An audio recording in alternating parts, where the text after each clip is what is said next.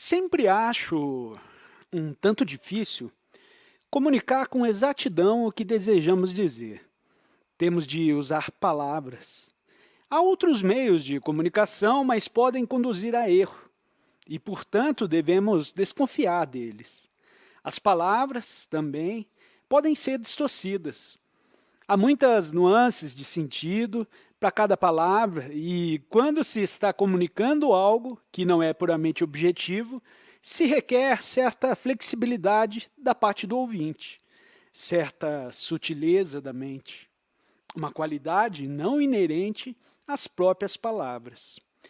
Em qualquer língua de que nos servimos, o francês, ou inglês, ou italiano, é sempre difícil, penso eu, ultrapassar as palavras e aprender o verdadeiro significado daquilo que o orador deseja transmitir. Isso exige resoluta reflexão, penetração, discernimento, e não simples argumentação, hábeis explicações ou análises sutis. Para mim, o mais importante na vida é termos uma mente religiosa, porque então tudo mais entra no correto estado de relação. Tudo. Ocupações, saúde, casamento, sexo, amor e os inumeráveis problemas e tribulações que a vida nos oferece. Tudo é compreendido. A mente religiosa não é mais coisa facilmente alcançável mediante a leitura de uns poucos livros, a audição de uma série de palestras ou pelo nos exercitarmos para uma certa postura. Mas eu acho que nós precisamos de uma mente assim, e oxalá possamos encontrá-la no decorrer dessas palestras. Não deliberadamente, mas mediante qualquer espécie de cultivo, ou pelo desenvolvimento de certa capacidade, mas encontrá-la no escuro, inesperadamente, sem o sentirmos. A mente, que inclui tanto o consciente como o inconsciente, é, como já observamos, um vasto campo de contradição. Está toda envolvida em ingente luta, dilacerada por muitos conflitos, batalhas, choques do desejo. E em tais condições, a mente não tem possibilidade de compreender o que significa ser religioso, o que quer que faça, se vai à igreja, se lê livros sagrados, ou se executa qualquer das demais coisas que costumamos fazer. Em nossas pueris tentativas para descobrir se há Deus, se há vida futura e etc. Essa mente nunca encontrará aquele extraordinário estado religioso. Eis porque acho tão importante, principalmente durante essas 3 semanas, que sejamos profundamente cônscios desse campo interior de conflito. Me parece que são raros os que estão perfeitamente cônscios dessa batalha incessante que se trava continuamente dentro de cada um de nós. É como se estivesse mostrando outro dia, o importante não é o que cumpre fazer em relação a isso. Porém, o importante é que o vejamos, porque o próprio ato de ver a coisa é libertador. Desejo, pois, nesta manhã, apreciar o fato relativo ao conflito e à degeneração, pois os dois andam juntos e não separados. Onde há conflito, consciente ou inconsciente, profundo ou superficial, ele destrói a sensibilidade, a sutilidade, a agilidade da mente. O conflito produz embotamento, insensibilidade. Por conflito, entendo ter problemas, e para estarmos livres de conflito, de contradições, temos por certo de compreender essa coisa que se chama consciência, mente, a coisa que realmente somos. Vou examinar isso não teórica, abstratamente ou de maneira explicativa, mas examiná-lo assim, espero, com a sua cooperação. Isto é, você e eu iremos viajar juntos e não irá apenas me escutar, porém, no próprio ato de escutar, observar o processo de sua própria consciência. Como sabe, há duas maneiras de olhar uma coisa. Ou olhamos porque nos disseram que devemos olhar e o que devemos procurar, ou olhamos porque desejamos descobrir, e assim nos pomos a caminho para descobrir. Quando sentes fome, trata de comer. Ninguém precisa te dizer nada. Mas, ao lhes dizerem que deve comer e o sentir fome, são duas coisas inteiramente diferentes. Esse ponto, pois, nos deve ficar bem claro. Não estou dizendo que deve olhar ou que deve procurar, mas vamos olhar juntos e juntos vamos descobrir. Isso será para cada um de nós uma experiência de primeira mão, porque nenhum de nós está dirigindo o outro. Espero que isso esteja claro. Este é um problema muito complexo. E para o examinarmos, necessitamos de uma mente que seja capaz de olhar, de observar, sem logo dizer, o que estou vendo me agrada, gosto disso, ou não me agrada, não gosto disso. Necessitamos de uma mente científica, uma mente que não desfigure, que não dê colorido àquilo que vê. O importante é produzir uma transformação no mesmo processo do nosso pensar, na própria matriz, na própria composição da mente. É necessária uma revolução, não revolução econômica ou social, porém uma revolução na consciência, no verdadeiro centro de nosso ser. E tal revolução só pode ocorrer quando se compreende essa questão do conflito. O conflito, em qualquer nível da consciência, superficial ou profundo, é o fator da deterioração. Não aceite isso simplesmente. Não aceite nada do que diz este orador. Mas tratemos de examinar juntos este problema do conflito.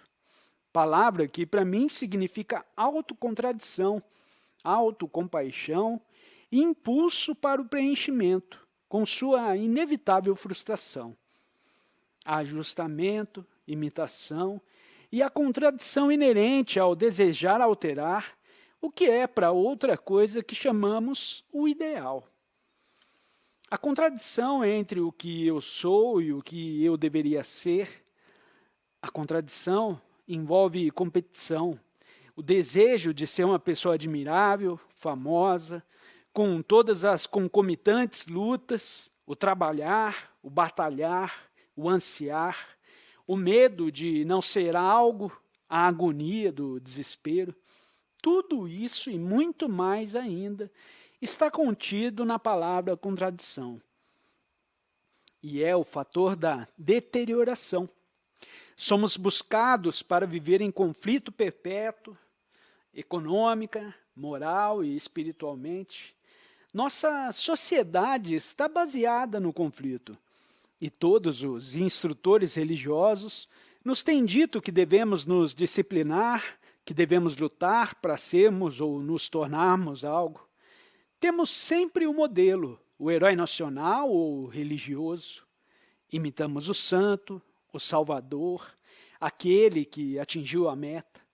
Há sempre esse abismo entre o homem que sabe e o homem que não sabe, e se acha numa luta perpétua para saber.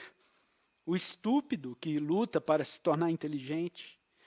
Tal é a estrutura psicológica de nossa sociedade. Somos impelidos pela ambição, adoramos o sucesso e condenamos o fracasso. Multiplicamos nossas angústias e vivemos numa luta incessante para nos libertarmos delas. Essa batalha que se trava continuamente, quer estejamos dormindo, quer acordados, quer saiamos a passeio, quer fiquemos sentados, imóveis. Tal é o nosso destino. Para ele fomos educados e o aceitamos. É o estado em que vivemos nessas condições. A mente nunca está lúcida, porém, sempre confusa, sempre em contradição consigo mesma. Observe, por favor, o seu estado. Mas de que maneira você observa? Observa como um observador que observa algo separado dele próprio. Caso em que há uma divisão, uma contradição entre o observador e a coisa observada?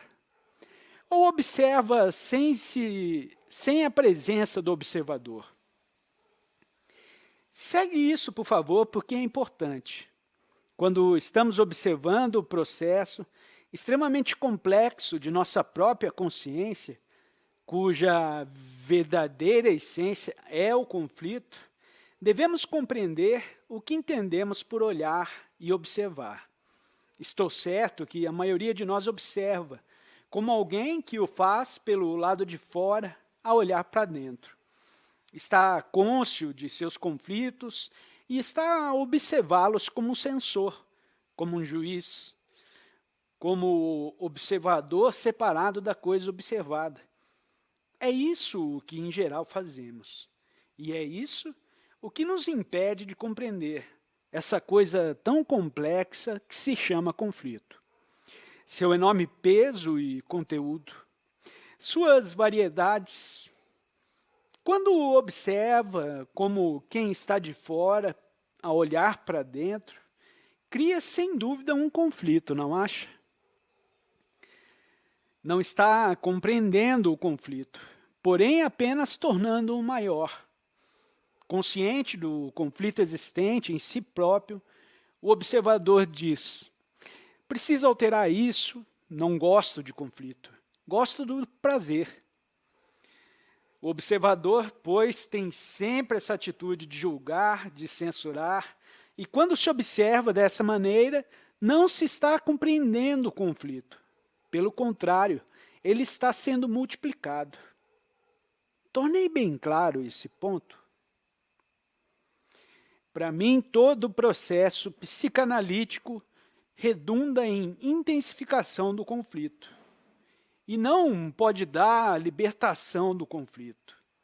Eu gostaria que percebesse esse fato de uma vez por todas, que percebesse sua verdadeira beleza, pois saberá então o que significa olhar, não com olhos de censor, porém olhar simplesmente.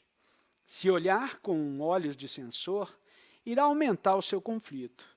Mas se observar, sem ser de um centro, começará a compreender esse processo extraordinário que se chama a consciência, que é a própria essência do conflito, da luta, que é um lutar incessante para vir a ser, reprimir e alcançar. Observe aquelas montanhas cobertas de neve, aqueles morros e vales e a terra verde, e como os observa? Os vê de um centro que analisa ou os vê simplesmente sua beleza extraordinária? Há de certo diferença entre percepção e análise. Se vê com certa clareza, essa diferença então ficará também, claro, que a análise não produz nenhuma revolução. A análise poderá te ajudar a se ajustar à sociedade, a remover algumas de suas peculiaridades, de suas idiosincrasias, de suas neuroses, mas não é isso que estamos tratando. Estamos falando de uma coisa muito mais fundamental do que um mero ajustamento a uma sociedade corrompida. Análise supõe analista e coisa analisada. O analista é o censor, o juiz, que examina, que interpreta, que condena ou aprova o que se está vendo e, portanto, cria mais conflito. Não é isso absolutamente o que estamos fazendo. Estamos fazendo uma coisa completamente diferente. isto é, tratando de compreender o conflito existente, não só no exterior, no mundo, mas também em nosso interior. Estou empregando a palavra compreender no sentido de observar sem tomar posição. Quando assim proceder, já tenho um campo de observação em que não existe conflito. Não sei se está percebendo a verdade disso. Sabe tão bem como eu que há conflito exterior. Uma nação está colocada contra outra nação e os governos soberanos, com seus exércitos, se acham constantemente na iminência de guerra. Vemos competição, antagonismo criado pelas divisões de raça e de classe, e a batalha constante do Oriente com o Ocidente. Dos que estão bem nutridos com os milhões que padecem de fome na Ásia. Observa-se um explosivo aumento de população, com sua ameaça de fome geral, e a sombra de temerosa de uma guerra nuclear. Tudo isso são fatos óbvios. Está nos lábios de todos os políticos, de todos os reformadores. A Guerra Fria, que ora se verifica, que a qualquer momento poderá se tornar quente. E há também a batalha interior que se trava em cada um de nós. Autocontradições, problemas não resolvidos e aqueles que só foram temporariamente resolvidos, produzindo tudo isso sua marca na mente. Desejamos ser pessoa importante, um famoso pintor, um escritor, um orador, um importante homem de negócios, e se não conseguimos, nos sentimos frustrados, o que acarreta mais outra forma de conflito. Temos, pois, conflito exterior e conflito interior. E o exterior não difere essencialmente do interior. São ambos parte do mesmo movimento, semelhante ao vai e vem da maré. Separá-los é coisa absurda, estúpida, porque são uma só e mesma coisa. Deve atender ao problema como um todo, e não dividi-lo em interior e exterior. Do contrário, nunca será capaz de compreendê-lo. No momento em que separa o exterior do interior, aumenta o conflito em que você está envolvido. Bem, vendo-se essa batalha incessante, essa autocontradição de cada um, o que nos cabe fazer? O conflito interior poderá envidar um certo esforço, produzir um certo resultado. Pode, e não raro, o faz produzir quadros, poemas, literaturas, movimentos religiosos assim chamados. Mas tudo isso permanece no campo do conflito. É fator de degeneração. Ajuda outros a degenerar. Isto é óbvio. Assim, toda forma de conflito, quer dele estejamos cônscios, quer não, e toda forma resultante desse conflito, constitui fator de degeneração. Por favor, não aceite o que estou dizendo, porque aceitá-lo significa apenas concordar verbalmente.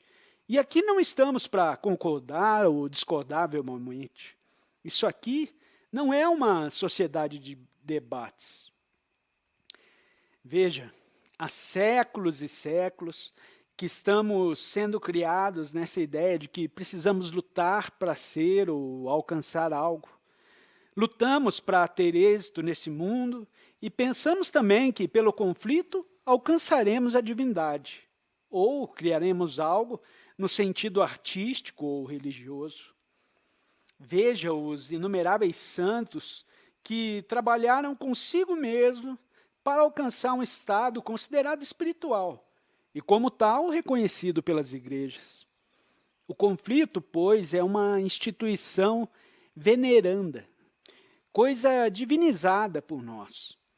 Vemo-lo representando em antigas pinturas egípcias e nas cavernas de Lascaux, onde se retratam o homem em batalha com os animais, o bem contra o mal, na esperança de que o bem prevaleça sobre o mal.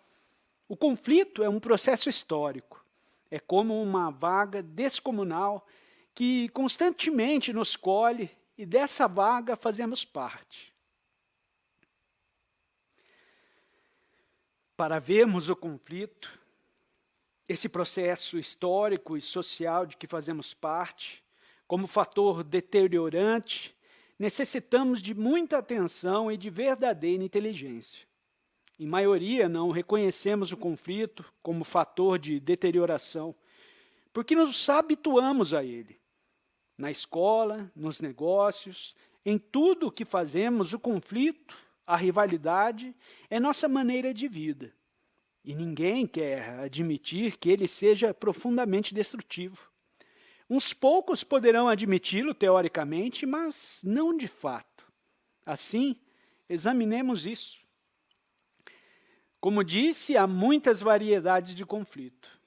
As pessoas ditas religiosas têm suas variadas disciplinas, controlam, subjugam a si próprias, ajustam-se a um padrão que chamam espiritual ou imitam um certo herói, aceitam a autoridade de um salvador, de um instrutor e, de acordo com seus ditames, lutam para viver.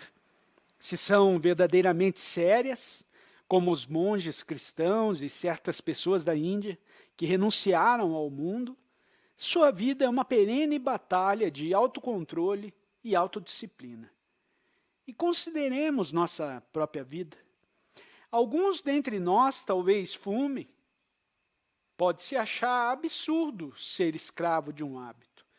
Entretanto, quanto difícil lhe é abandonar uma coisa tão insignificante como o hábito de fumar? Quanta tortura isso te custa?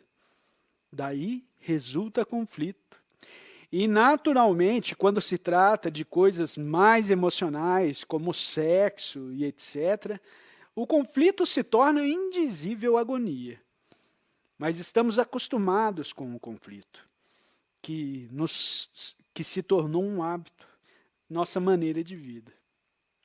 O conflito foi santificado, tornou-se respeitável.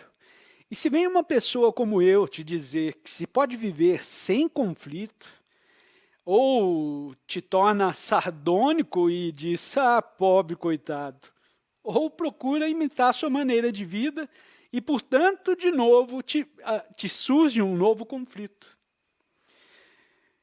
Como disse, quer estejamos conscientes disso, quer não, a totalidade da consciência, tudo isso que chamamos pensamento é conflito.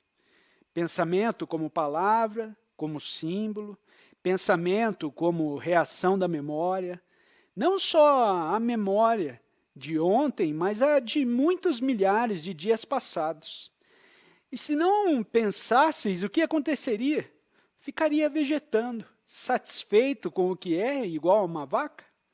Ou não pensar nada representa um estado extraordinariamente vital, significando que compreende a você mesmo e te liberta completamente dessa reação mecânica da memória, que é o cérebro a responder com todas as suas acumulações de experiência na forma de conhecimento. Em geral, desistimos do esforço de nos libertarmos do conflito e nos deixamos levar pela corrente, permitindo assim que a mente se embote. E se o conflito se torna demasiado doloroso, recorremos a uma crença em Deus, esperando dessa maneira encontrar paz. Mas isso, mais cedo ou mais tarde, se torna outra fonte de conflito.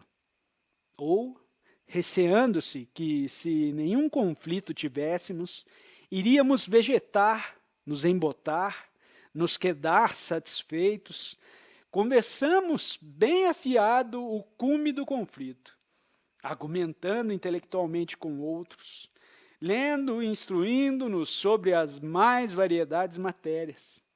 Mas há uma maneira de nos abeirarmos desse problema que requer inteligência na forma mais elevada, a mais alta sensibilidade.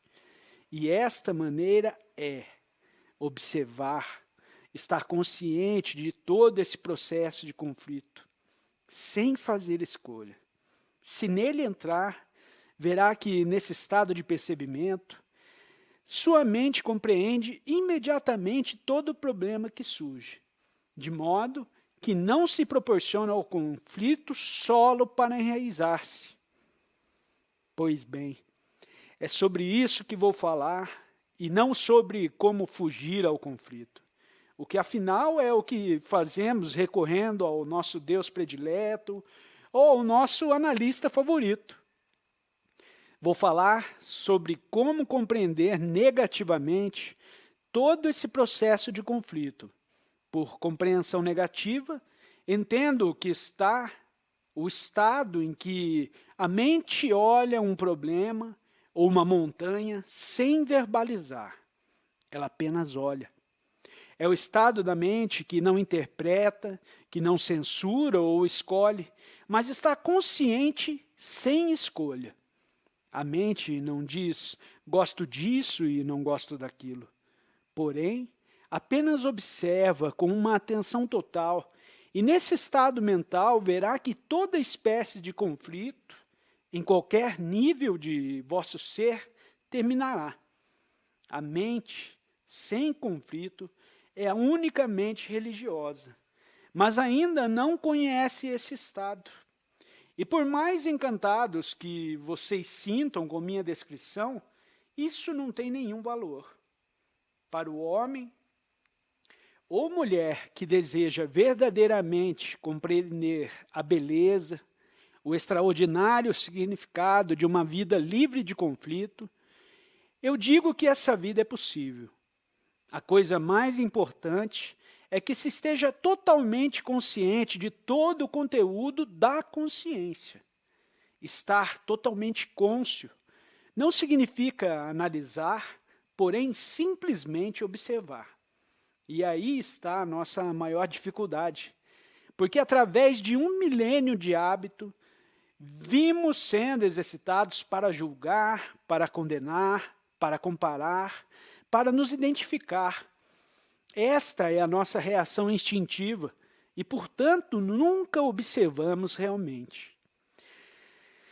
Assim podemos, vocês que vivem num mundo feito de conflito, que mantêm o conflito através de preenchimentos e frustrações, e que exige que também vivas em conflito, num estado de autocontradição, pode, pela compreensão, pela sensibilidade a todo esse processo, ficar totalmente livre do conflito? Por certo, somente sem problemas, sem as cicatrizes do conflito, é inocente. E só a mente inocente pode conhecer o imensurável.